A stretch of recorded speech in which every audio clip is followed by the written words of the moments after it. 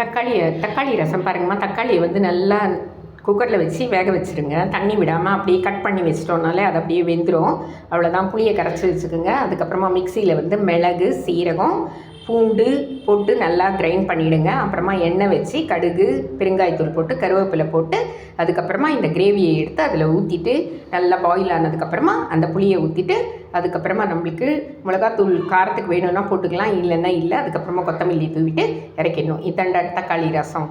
ஓகேவா? லைக் பண்ணுங்கள், ஷேர் பண்ணுங்கள். ஏன்னா ரசம் வைக்க தெரியாதுன்ட்டு சில பேர் சொல்லியிருக்காங்க. அதனால் ரசத்தில் எத்தனை வகை இருக்குதுன்னு சொல்லிவிட்டு நான் ஒரு வகையாக சொல்லித்தரேன். அதுதான் போட்டிருக்கேன். இது வந்து தக்காளி ரசம். ஓகேவா?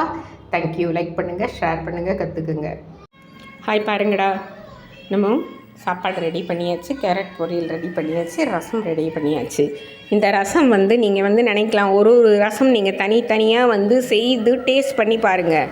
ஒரு ரசம் ஒரு டேஸ்ட்டாக இருக்கும் கண்டிப்பாக. ஓகேவா? லைக் பண்ணுங்கள், ஷேர் பண்ணுங்கள், சப்ஸ்கிரைப் பண்ணுங்கள். தேங்க்யூ.